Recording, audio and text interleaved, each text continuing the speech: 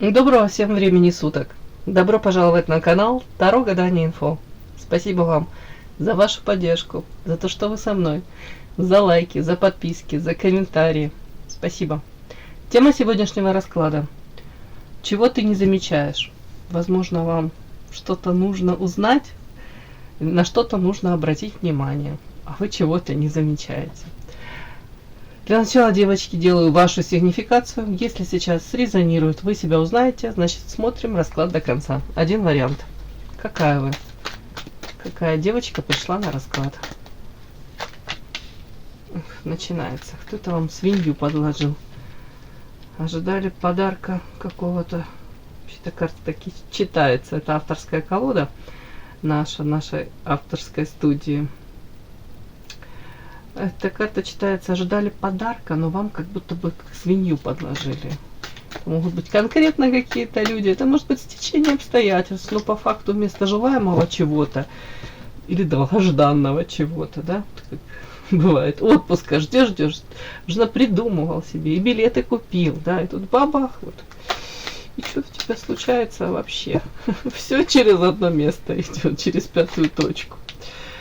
Так, ладно. Какая девочка пришла на расклад.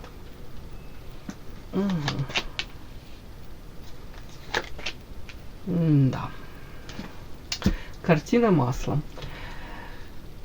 Ну все, что вышло, я все это озвучу, девочки. Сама по себе харизматичная, яркая, привлекательная, веселая, общительная.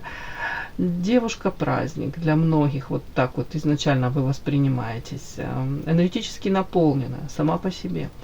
В принципе, наверное, многие на вас смотрят, там девочки даже с вас, может, кто-то берет пример, подражают, у вас есть чему поучиться, вы умеете привлечь к себе внимание, и этот фокус внимания на себе удерживать. То есть тут явно не пустышка, тут не просто там красотка какая-то.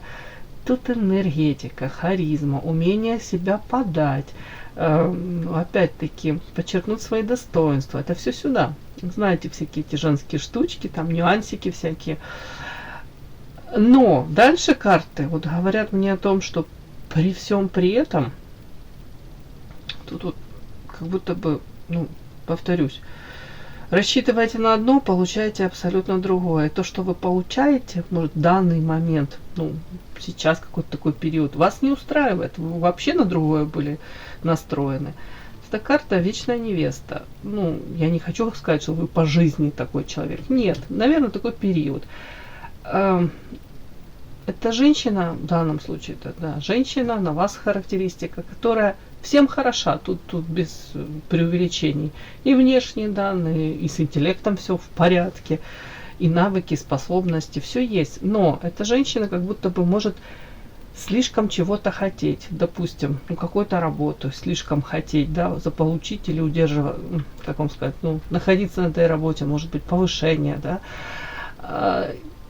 И опять-таки могут окружающие это считывать, начальство то же самое, и вместо желаемого там повышения на работе, заслуженного, вами могут манипулировать, вам могут наоборот занижать эту вашу заработную плату, вас могут эксплуатировать. Допустим, слишком хотите с каким-то с мужчиной взаимоотношения. Опять-таки вы вкладываетесь в эти взаимоотношения, вы их уже простраиваете, там у вас уже много сил, энергии уходит, ну, на построение этих отношений. Но мужчина считывает вашу заинтересованность, и он может себя вести абсолютно по-хамски. С другой женщиной он ведет себя, вы смотрите и думаете, блин, да что ж такое-то, я лучше 1000 раз этой женщины, да, ну, как мы иногда со стороны смотрим и думаем, блин, чем она лучше меня, да, вот такое бывает. Ну, это как по-детски, какие-то наши проявления такие женские. Так вот, вы ничем не хуже. Просто вы, может, слишком хотите. Вы дали ему ощущение, допустим, этому мужчине, что он для вас этот свет в оконце. Дали ощущение того, что вы ради него готовы на очень многое. Дали ощущение того, что в первую очередь как будто на пьедестал вы его поставили. Вот как будто бы он в вас может изначально быть и очень заинтересован, но потом как-то вот так как-то получается, вот как-то так получается. Вы слишком или хотите чего-то опять-таки, или как-то, может, даже кто-то из девочек бежит впереди паровоза, или боится потерять какие-то взаимоотношения. Тем самым, к сожалению, тут карта дальше разбитое сердце. Это не приводит к такому, ну, к тому результату, на который вы ориентированы, чего бы вы хотели достичь в этих взаимоотношениях. Тут как будто бы добавить, извините, здорового какого-то пофигизма в идеале любви, уважения к самой себе. Тут что-то такое мне показано, девочки. И показана какая-то тут карта ядовито-токсичность, и вокруг вас какие-то сплетницы, в основном женщины. Будто бы могут быть даже какие-то ваши неудачи тут обсасывать, рассказывать сплетнями. Это все может быть какая-то минимальная информация. Она может обрастать этими сплетнями. Тут как-то так. Мне вот такая вышла информация.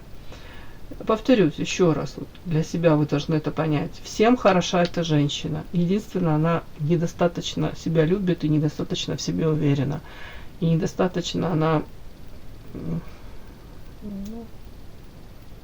может быть, даже привыкла свои потребности закрывать в последнюю очередь. Вначале потребности близких, родных, любимого человека, да, а себя, свои какие-то желания, хотелки на второй какой-то план. И тут какой-то парадокс даже есть, я вам хочу сказать, потому что изначально мужчина вот такую женщину встречает, как райскую птицу, и у него прям дух захватывает. И я повторюсь, тут и интеллект, тут все есть. А потом просто даже отчасти ваша, может быть, не буду говорить вина, да, попустительство какое-то, где-то как-то мужчина или там на работе, коллеги по работе, они могут считывать то, что вы где-то или свои какие-то амбиции, желания, потребности не отстаиваете, но они не считывают того, что вы на первом месте. Как будто бы вот эту пальму первенства вы можете отдавать. Может быть, в первую очередь, пусть кому-то будет хорошо, да. Как-то так. К себе по остаточному принципу. Если вам откликается, если вы считываете, резонирует, похоже на вас, значит, смотрим дальше.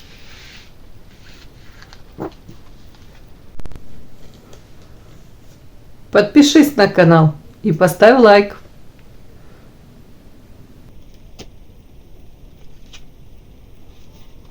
Чего вы не замечаете?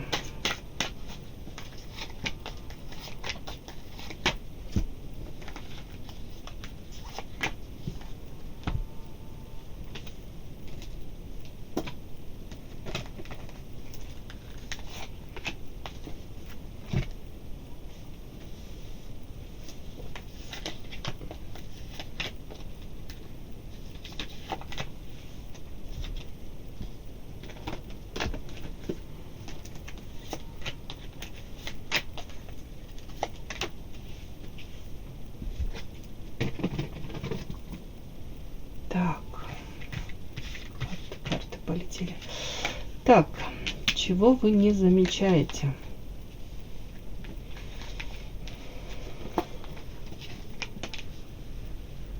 Угу.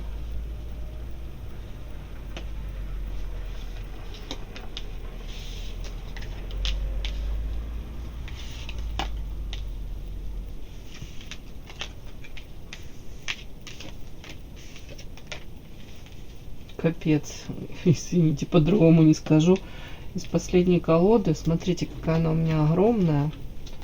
И тут совсем небольшое количество карт из магической. Я их перемешала. Тут небольшое количество из магической колоды. Так вот, они тут все три вышли. Кладбище, приворот и черное окошко. Давайте так. Какой-то негатив есть на вас. Какой-то период у вас такой. То ли есть сейчас, то ли тут карма. Рядом карта. Да, очень интересно, как это прочесть все, да, дабы тут лишнее не породить тут и какие-то, знаете, ненужные тревоги у вас. скажем, тут у кого-то, девочки, идет магическое воздействие на вас. Аккуратно. Может быть, ритуал даже проведен какой-то. Тут приворот, кладбище, черная кошка. Я не знаю, девочки. Это, скорее всего... Давайте так, я уточню.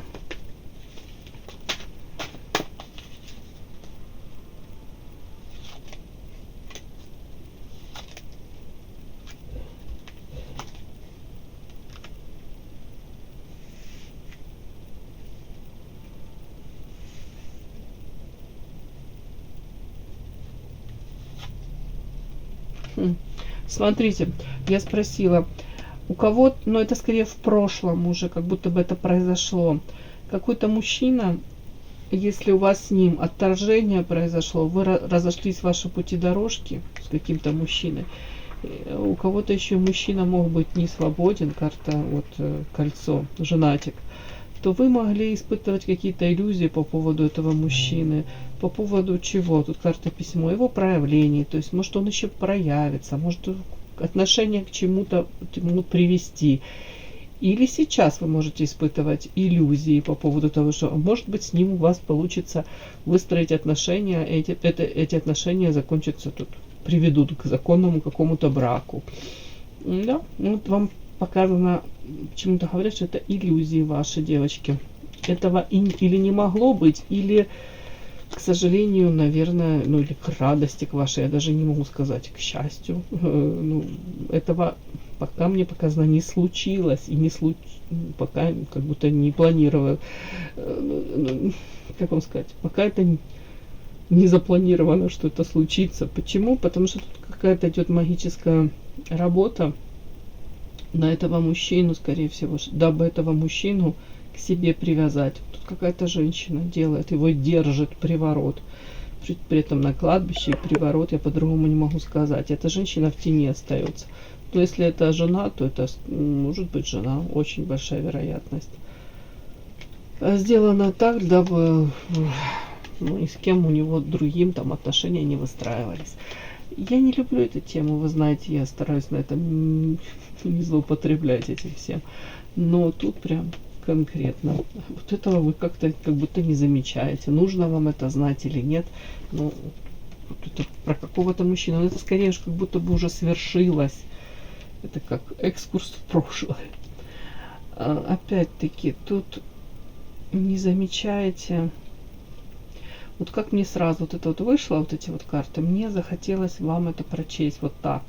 Вы не замечаете того, что вы, допустим, стараетесь, как бы вы там не осознавали это, анализировали, может быть, психологией увлекаетесь, может быть, опять-таки, разбираете свои какие-то прошлые, я не буду говорить ошибки, опыт свой, как-то по полочкам стараетесь разложить, но вроде бы анализируете, но при этом вы не замечаете того, что все равно ваши попытки выстроить какую-то идеальную жизнь, ну, относительно идеальную, да, или быть для кого-то идеальной. Тут какой-то вампир, как будто бы у вас есть рядом, ну, или находился он, или был, или есть в вашем окружении.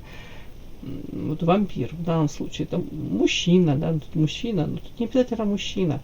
Это может быть элементарно родственница какая-то, у кого-то, не приведи Господи, мама даже, да, требованием, которой вы стараетесь соответствовать, да, вот каким-то требованиям, нормам.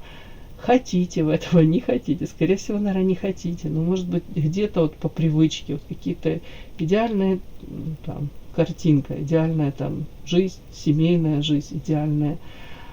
Тут вам говорят, как будто бы вот вы этого не замечаете, вы все равно где-то вот стараетесь вот этому всему соответствовать, а показано, ну, невозможно этому соответствовать. И мало у кого есть эта идеальная жизнь. И вам говорят, ты балансируешь, ты вот как будто идешь по этой тонкой какой-то, тут не знаю, как это сказать, по какой-то тонкой досточка, не досточка, но в любой момент вы можете свалиться вниз. И вам говорят, ну, не нужно пребывать в вот этих каких-то иллюзиях, ожиданиях того, что тут должно быть вот так вот идеально. Как будто бы дайте себе шанс прожить свою жизнь, именно свою, не соответствовать там ничьим ожиданиям и надеждам. Повторюсь, это может быть какой-то мужчина, ради которого вы хотите там лучше выглядеть, быть лучшей версией самой себя, ну, скажем так, да. Мама, да, если там у кого-то там мама там тоже какие-то у нее там требования, вот у тебя должно быть так, а почему у тебя не так, вот тут это я примеры просто привожу. Почему-то говорят, что тут как будто это фатальная ваша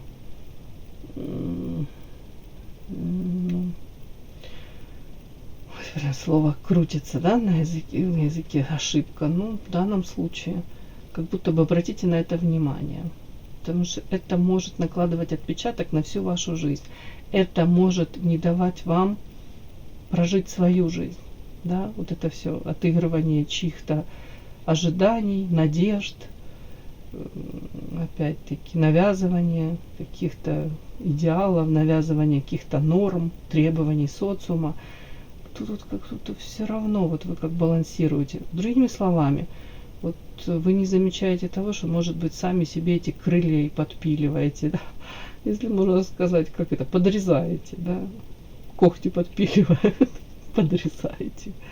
То есть не даете себе, может, раскрыться так, может быть, там, хотели бы, мечтали бы.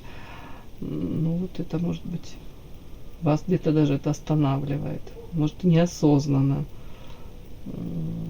Так, аисты. Тут не пойму. Эта карта мне когда выходит, алкоголь. Просто я мало употребляю. И, к счастью, наверное, в моем окружении мало людей, которые злоупотребляют. Поэтому мне очень трудно это все как-то связать.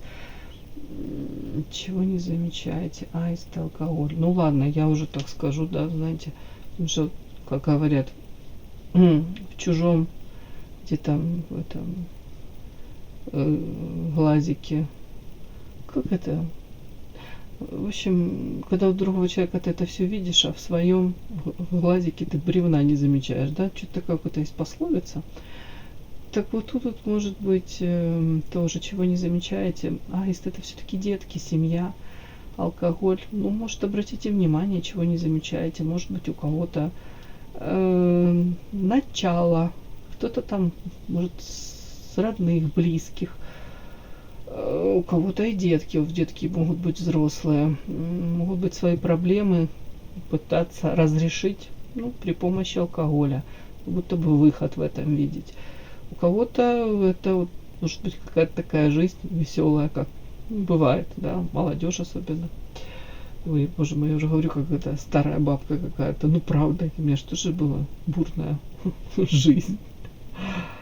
Молодая. Ну, бывает такой период, да, и, может, правда, обратите внимание, может, у кого-то это уже переходит какие-то границы, да, нужно обратить внимание на здоровье, может, здоровье уже не выдерживает, у кого-то постоянно какие-то возлияния, но это почему-то родственников касается, ну, не знаю, кому-то это нужно услышать.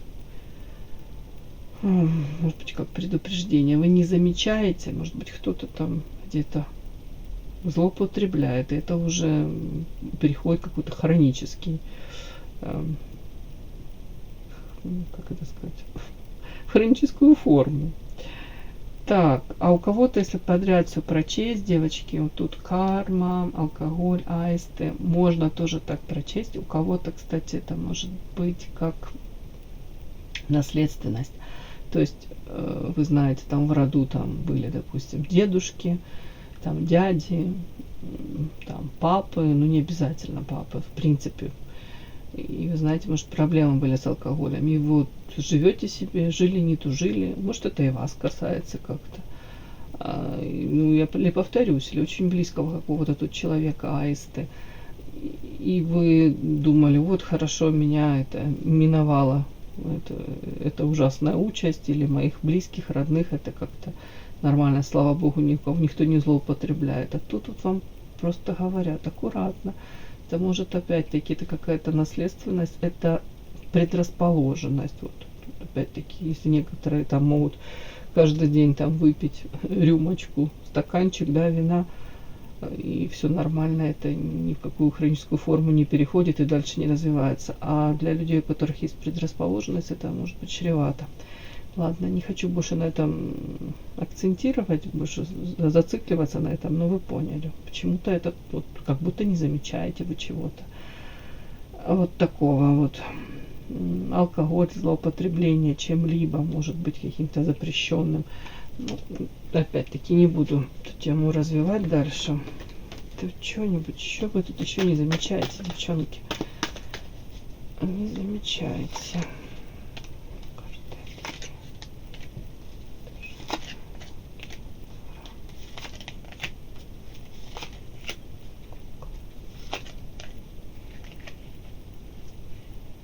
Знаете, как я могу это прочесть, девочки? Вот вы не замечаете того, что на самом деле, карта Лилия, вы красивая, женственная, как цветочек.